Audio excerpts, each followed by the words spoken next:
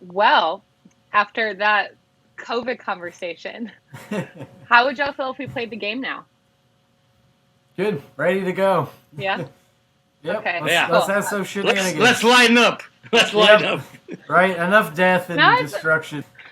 or always death and destruction. I mean, we are into metal, That is and horror. true. That's but true. Yeah.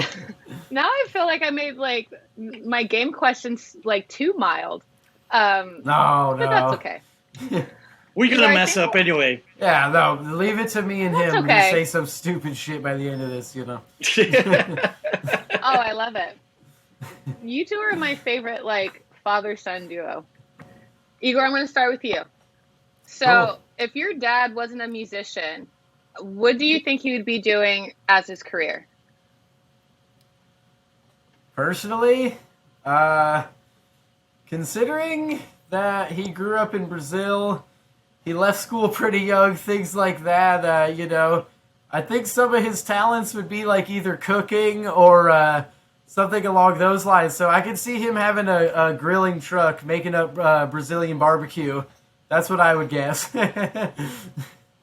Off the top of my head. If not, he could actually draw really good too. So I think he would have been capable of being an artist as well. Those would be my guesses. That's kind of a hard one. I've never thought about that. Yeah. Really? My mom she bought an ice cream place. And me and Igor were in charge, which was a horrible idea. Worst business decision she ever made was put me and Igor in charge of the ice cream place. Because she'll go out to buy groceries and leave us in charge. And we'd be blasting Hellhammer on 10. People couldn't even order their ice cream. They had to scream because we would not turn the music down. And I remember sometimes Igor would grab the ice cream and touch with his hands, like the ice cream would be falling. He'll be putting his hand on it and give it to the customer. It's totally unhealthy. Very, very we should have been shut down by the health department on the second day. And of course, it only lasted like a month, and then she gave up on it. Like, you guys are horrible. You're horrible employers. And that was my ice cream experience of a lifetime. That's funny. That's great. You never knew about that, did you? No, I didn't. I never heard that one. That's news to all of us. That's news. That's breaking news. Huh, okay. I still probably would have gone there and gotten ice cream, though. And if you called it, ice cream and just made it a metal ice cream shop, I feel like that totally would have worked out. Yeah, you have to scream for your ice cream. Yes, exactly. If not in horror at the fact that someone's just putting their hands all over your ice cream. I feel like it works on multiple levels. That's true. Yeah. I think Igor he was always twisted. And he had some ideas to put grab dead mosquitoes and put it inside the ice cream, and have somebody will be the victim. You'll be the person that buy the ice cream, gets the mosquito, and bad ideas, man. Bad ideas. How are y'all not sued? Oh my goodness.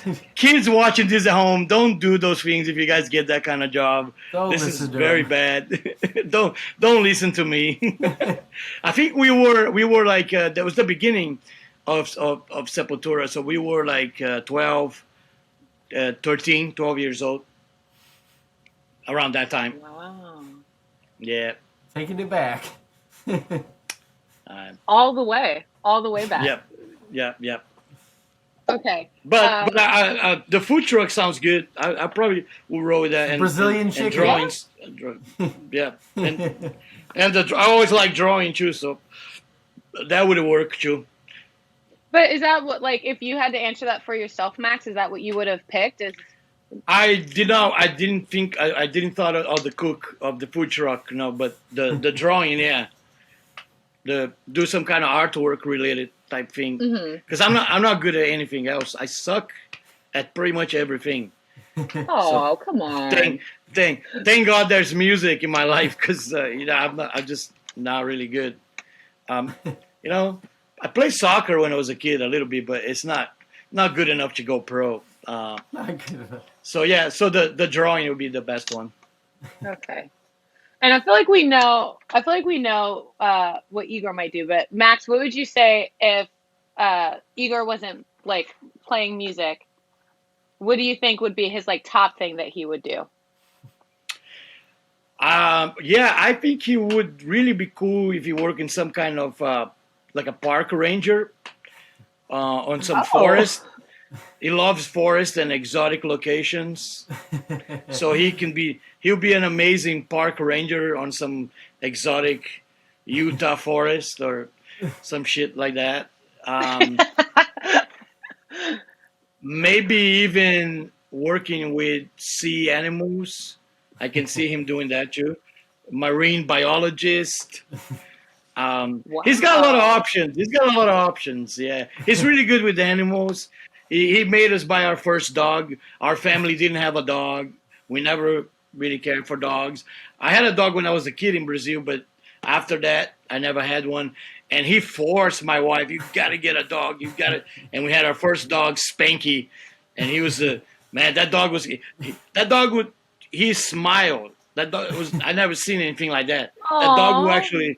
The dog would smile, and. Yeah, he was pretty crazy. He tried to bite me a bunch of times. I tried to move him out of the bed. He wasn't scared of me at all. Like, you might be Max Cavalera. I don't give a fuck. I'm not scared of you. So yes, he's really good with animals. So I think, right, something like that. That's accurate. Yeah, no, definitely. As a kid, I definitely before I got into music and content creating and stuff like that. I wanted to work with animals or just be in the wilderness, be away from people.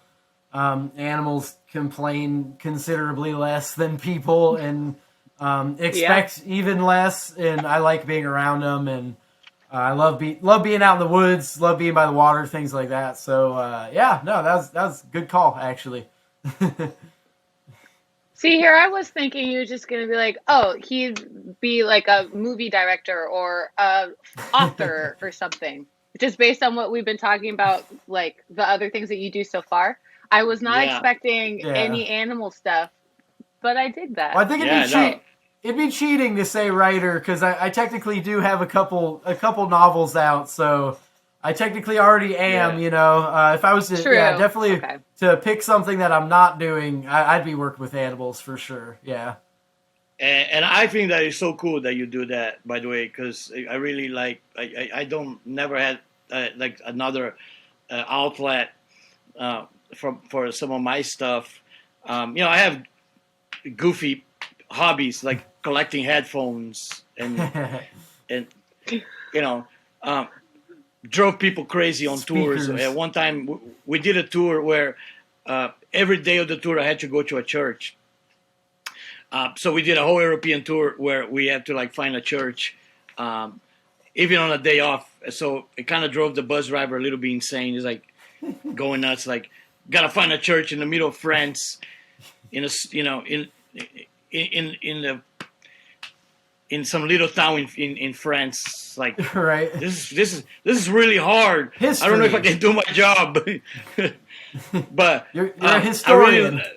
I really love the fact that Igor picked up on the writing, and it's really good. And he likes Stephen King a lot. Of course, that comes from our mother, my wife side of the family. She's huge on books. She read so many Russian books, all the Tsar stories, and all that great, killer, crazy Russian story. She knows everything about that, and so yeah, I love the fact that he does that. That's amazing. Oh, that's so sweet. Looking forward to your next book. It'll keep you up. It'll keep you up at night for sure. Yeah. How does he think of this stuff? You'll ask yourself. Oh, I'm excited now. That's tight. Yeah, it's in the works. Okay, Max, now I'm going to ask you. If Igor could play a show with anyone in history, who do you think it would be? Alive or dead? Anyone in history, alive or dead. Literally going back to like the first person who ever picked up an instrument. Man, because of his name, it would be awesome if he did a jam with Mozart. Because his name is Igor Amadeus. Mm-hmm. And he's named after Mozart, which I'm a big fan. I was wondering about that. Okay. Yeah, okay. Yeah. I name him after that. And after watching Amadeus a billion times, I freaking love the movie. I cry in the end. I was mad and inspired. You know, it's a deep movie. If people have not watched it, go watch it. You'll be surprised. Like, you can hate opera music, classical music, but the movie is amazing. And so I named him after that. I was lucky to visit all Mozart places. I visit where he was born. I visit where he did his first concert. I visit the streets of Salzburg where he used to get drunk. I got drunk in those streets. Drank a whole bottle of wine. I was like, Spirit of Mozart is with me right now, you know, that kind of shit. But yeah, I can see Igor jamming with Mozart. It would be badass. I'll get him on his piano. Is that who you would have picked, Igor? Cab.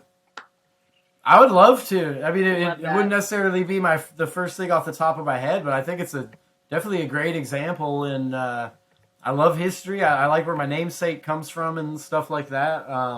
So yeah, no, I think that's cool. You know, I think that's a good take. Who would you have said though?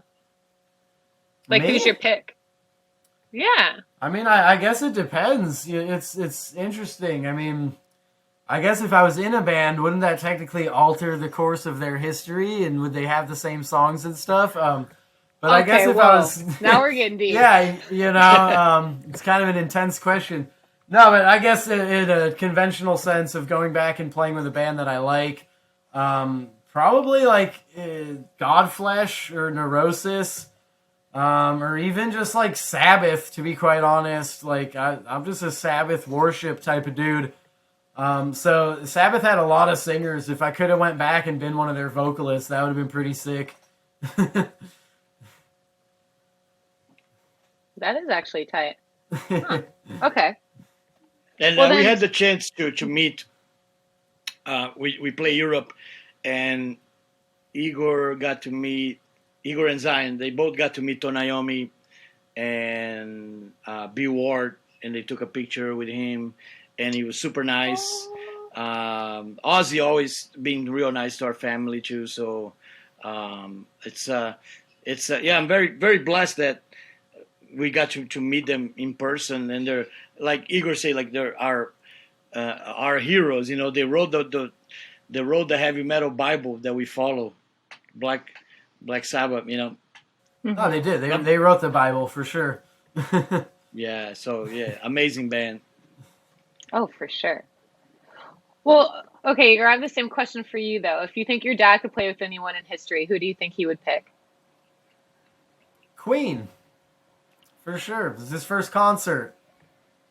I think, and they were such talented guys. That would have been amazing to see somebody get them pissed off at something. I think it would have been amazing. You know, and I know that band. I know that band's a big deal for you. You know, but otherwise, I'm sure you would have been happy to jam with Tom G at some point.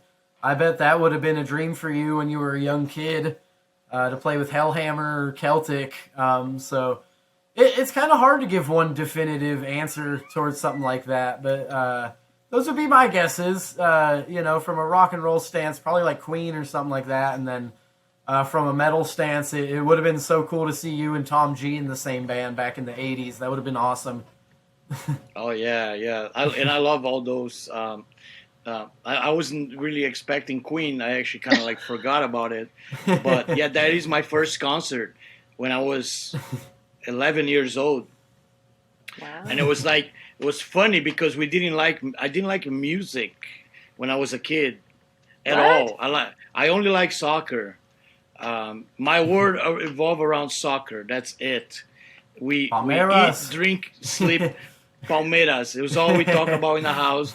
We wear Palmeiras shirts. And my cousin, my kind of hippie kind of cousin, saw the Queen was coming to town. That was the only international show in Brazil that year. And got tickets for me, my brother, and him. And took us. And it was in the same stadium that Palmeiras play. It was packed. And Queen came in and rocked the house hard, you know, like Freddie Mercury. He's got the crowd in the palm of his hand, man. Oh, yeah. Like, so much charisma. You know, it's like ridiculous, man. And I remember automatically becoming a rock and roller that night. It was like, I'm a rock and roller now. There's no way back, you know. I still like soccer, but I'm a rock and roller. The next morning, we went to the store. I bought Kiss, a Live Chew, and Queen Live Killers on cassette. And that's all what me and Igor jammed for hours and hours and hours. And it was the beginning of our rock and roll journey. So we have to thank Queen. I have to thank Queen for that. I wouldn't which is be pretty here amazing. without him. They are an amazing band. They are an amazing, very underrated band. I think don't get too much credit, but they deserve they were very unafraid of trying new things. They're always one step ahead of everybody. You know, they were doing the arena thing before everybody else started doing arena shows. They were already doing that in the 70s. So yeah, they were that would have been pretty amazing to jam with them. And as Igor say, get them pissed off and write some more pissed off songs. Some more sheer heart attack. You know, Bohemian Rhapsody is good, but let's write some fire shit. I should put that on a shirt. That's a good quote. Right. Yeah. Okay, Max, this is going to be an awkward question. How old was Igor when he had his first kiss? Whoa, man. I don't even know if I don't that. No, I don't. Let's throw out a wild number, and I guess we'll see how far we are.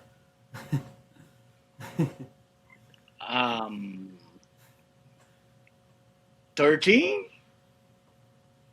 Not bad. I think I was 12.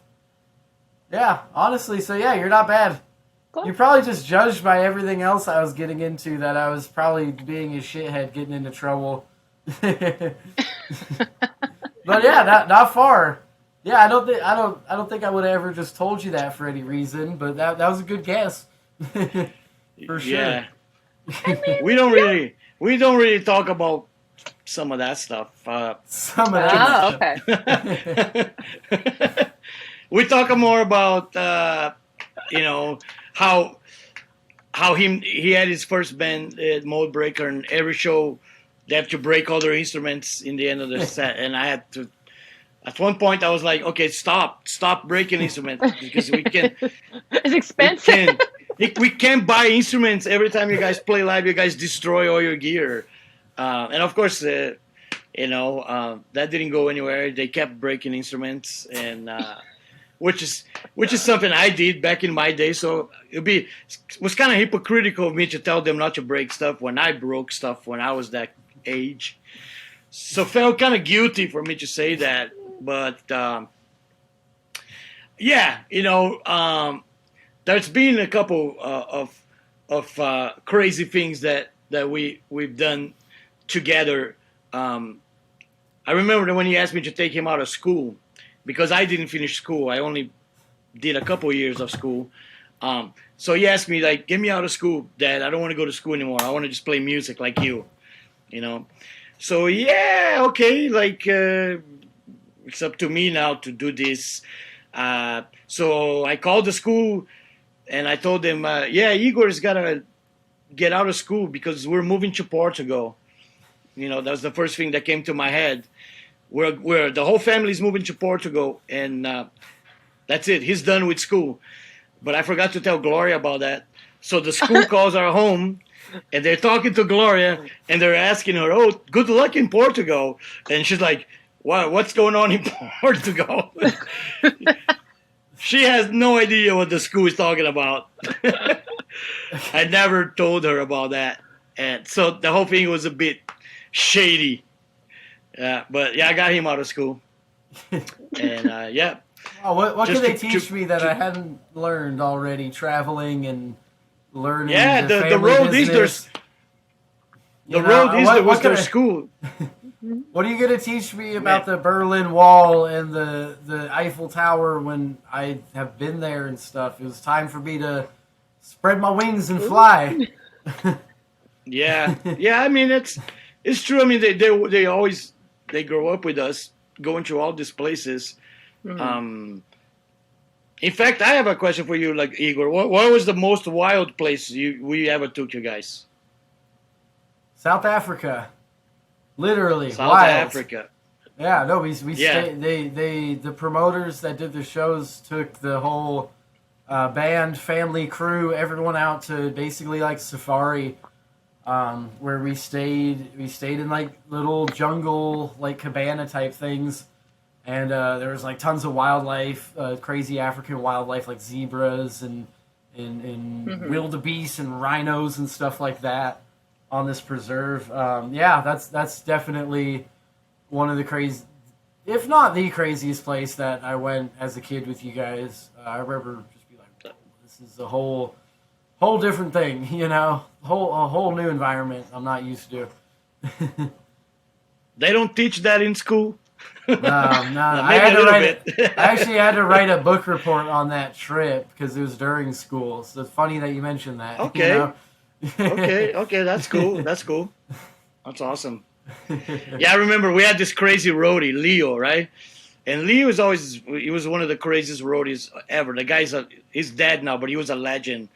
And we arrive in South Africa. He gets out of the van. He sees this big black beetle on the ground. He grabs it and eats it right off the ground. Just eats it right there. No questions. No question asked. Didn't even care. Didn't even know the thing was poisonous. Like, I watched that in totally awe. Like, Leo, you are the craziest bastard alive. He just chugged this big black beetle down his throat. Welcome to Africa. Did he actually say that? Wild. Yeah, he was wild, man. We had the craziest crew. Those are all his uncles growing up. Oh, I love that. I wonder if that's part of like what started the love for animals for you. It's like I don't know. Seeing all I don't of that know out what there. did I wish it. I could see that. I think I was just born a druid. I don't know. You know. Yeah, I didn't get you're an old soul. class. You're an old Igor's an old soul. Thank you. That's the best compliment I could get. I could.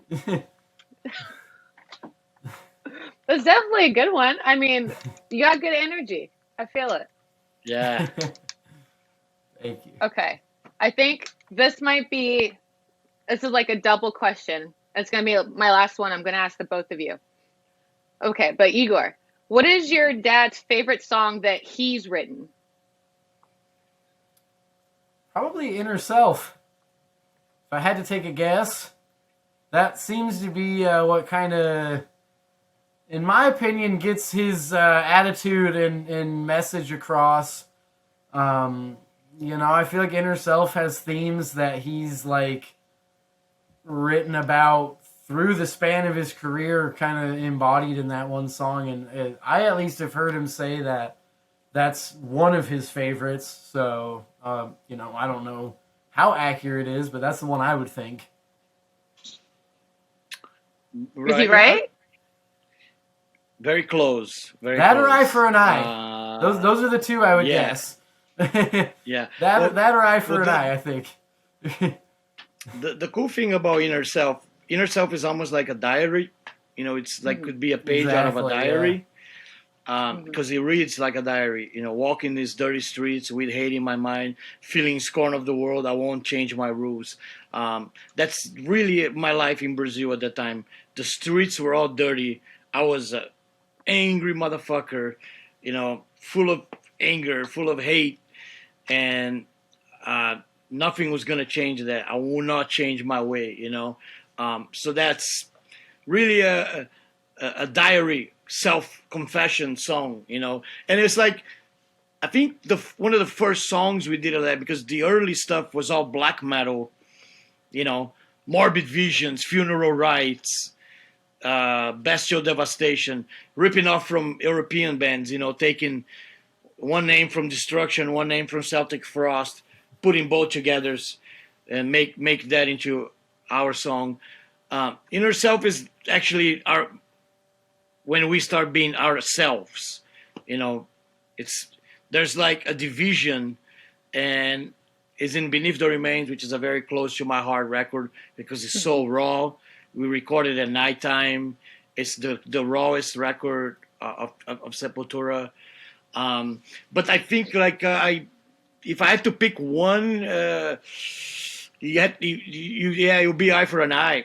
Eye for an Eye is just like the hardest song to write, but the most powerful too, because it was like a weird time. I was really disillusioned with the breakup with Sepultura, and had to get back in the world, and that's my response to the world, that especially the people that wrote me off as "you're done," was Eye for an Eye, and it's a big ass statement song, and it's still great. We still close almost every show with it. And it's a song because I think I gotta think like that first Soulfly record. If that record was a shit record, I wouldn't even be here talking to you right now. I'll be in the food truck, or That's true. murdering people. But that record had to be good. That record had to be strong. That record had to be super powerful from the get go, and it was all that. And it was in a time where people still bought CDs. So it went gold in America, which is crazy that we got a gold record for Soulfly. And it was like, wow, like life-changing. And then it launched Soulfly's career. So Eye for an Eye, yeah, definitely the most proud song that I've done is Eye for an Eye. But Inner Self is very close. Inner Self is very close. I give him that. I say he got it right. Yeah. Well then, okay, Max, what is Igor's favorite song that you've written? Okay. All right. You're close. We're already in the ballpark for sure.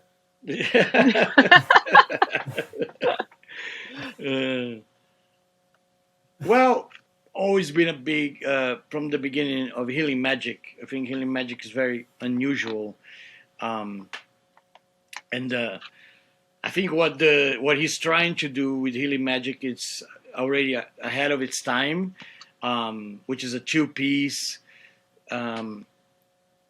writing songs about nature and have the concepts of the album being fire, water, earth, right? That the whole concept. Mm-hmm, yeah. But I don't know. I don't know if I like to think it's something that we did together too. Be maybe some of your favorites. So maybe I don't know, El Cuco or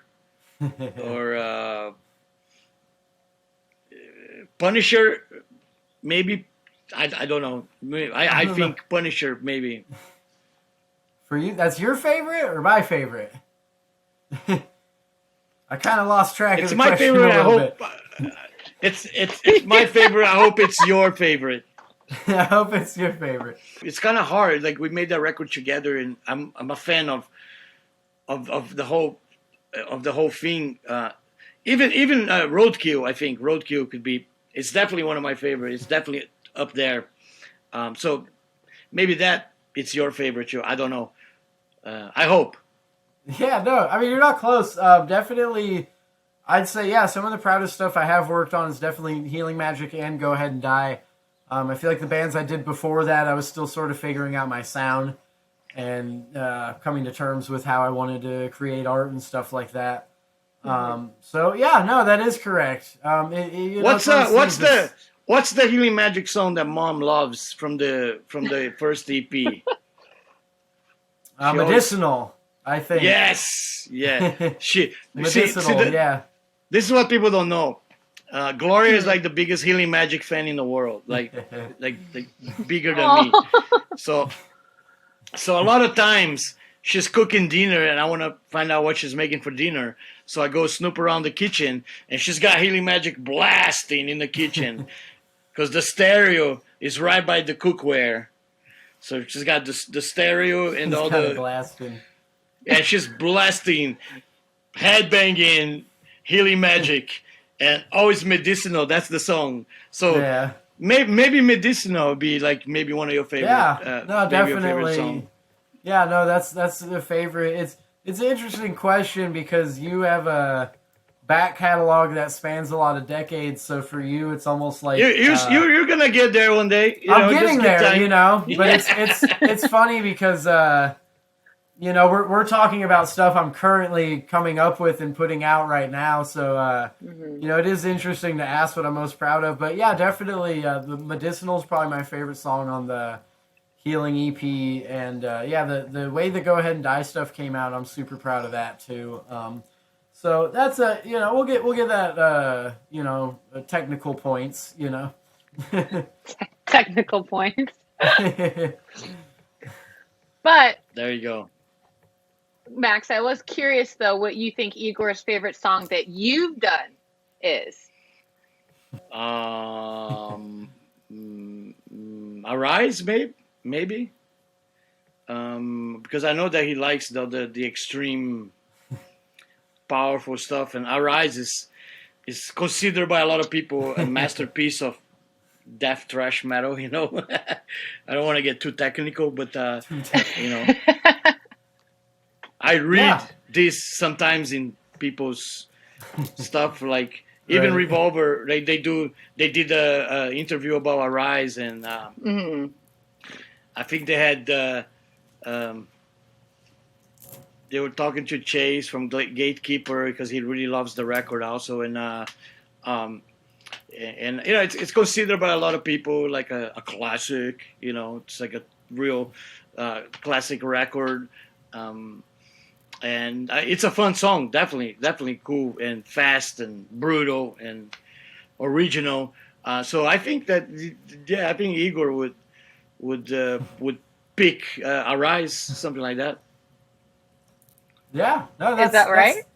That's not. I don't know if that. Once again, I don't know if that's exactly the hitting the nail right on the head, but it's definitely up there. Yeah, Arise is when it comes to your Sepul era stuff. Arise is definitely one of my favorites.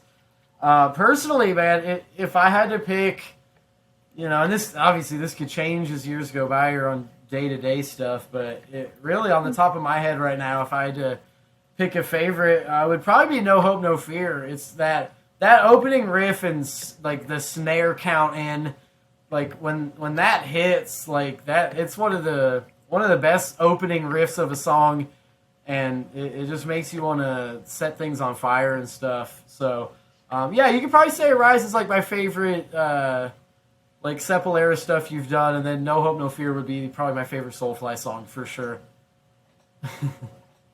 Awesome. That's good to know. Good to know. You can't go wrong. It's a 2-note riff, but it's the effectiveness and the passion. And I love music like that. It doesn't need to be complicated as long as you mean it and you drive it home. So that would be off the top of my head right now. Probably one of my favorite songs for sure. Awesome. Nice. Yeah. And it's I think No Hope, No Fear is actually referring to a time that I was mentally when I made that first Soulfly record. You were 1 year old, somewhere around there. Yeah, you're brand new. You're brand new. We still have some videos and pictures of us in the beach and stuff, but mentally I think like that was kind of like where I was with that record. We was kind of like, I don't have much hope right now, and I really don't have much fear. So you just kind of fucking go, just jump with your eyes closed, you know. Exactly. You know, I love it. It's like jump out of the helicopter without a parachute type thing. Exactly. You know? And hope for the best. That's so life. that song is really really kind of, it's like a metaphor for that era, for that time, you know. And but I agree, the opening riff is hard. It hits. Those snare hits. How Roy brings it in on that. Great job. Yeah. Great snare sound. Yeah. Sometimes an album to me is capturing a moment, and sometimes something as small as how the snare sounds, or just how it comes in, or how it drops, or whatever is what matters to me more than the technicality or the skill. You know, sometimes it's just about that passion. And I got to use the Peter Frampton talk box in the end. Yeah. Yeah. It sounds great, man. You got to push the boundaries. Yeah, they had one laying around in the corner of the studio, and I was like, what is that? Oh, yeah, that one thing that Peter Frampton used, you know. Oh, well, I'm using that. I don't even know what it is, but I'm using it. That's funny. Oh, my. So, yeah, experimental. Very experimental. For sure. Oh, my goodness. Well, actually, I think that was my last question for y'all. I feel like I'm almost a part of the family now, just hearing all of your stories. Awesome. We're a fountain of crazy stories and weird times, that's for sure. I love it, though. I could listen for hours. That's funny. That was really cool. Yeah, thank you for doing this. No, likewise. Yeah, it was a lot of fun, for sure. Oh, yay. Oh, and just so we all know, so the album comes out June 11th, right? That's correct, yeah. Okay, June 11th, cool. so a little over a month. A little over a month away. Yeah. I lied. I do have one more question. What's the next single that you're going to be releasing from it? Or is that too much of a secret? I don't think we're allowed to say that, to be honest. Okay. Because I think if we were, people would already know. So, you know, just there is more singles. There's definitely more singles and more content coming. But wink, wink, we got to keep it on the down low, you know? Okay. It's coming, though. It's coming. Professionalism or whatever you call it. Whatever that is, you know? We're all at home. I mean, nothing matters anymore. And hopefully a year after June, in June of 2022, they do the Body Bag special edition. There you go. 1 year anniversary. Yeah. With the cassette demo tape on it. There you go. That'd be cool. I like that idea, actually. That would be cool. I like that too. Especially if like a little sticker or something that comes on it is an actual toe tag. Buying it. Right. I'm there. I'm here for it. Right. Let's do it. Let's do it. Definitely. Okay, tight. Well, thank you both so much. Also, I do want to remind everyone that we have the album up for pre-order now. It's an exclusive Revolver variant. I think we have like a white one with like a blood red splatter on it. Super tight. Y'all can get that at shop.revolvermag.com. Once again, thank you, Max. Thank you, Igor. It's been a pleasure talking to y'all and hearing all of your stories. Thank you. It was fun. It was a blast. It was a lot of fun for sure. Definitely. Okay, cool. Yep. Well, I hope I get to talk to y'all again soon and that y'all take care. And yeah, cool. Definitely. All Take care. Have a good night. Take care. Yep. Later. Bye, Igor. Bye. Later. Yep. Bye, Pop. All right.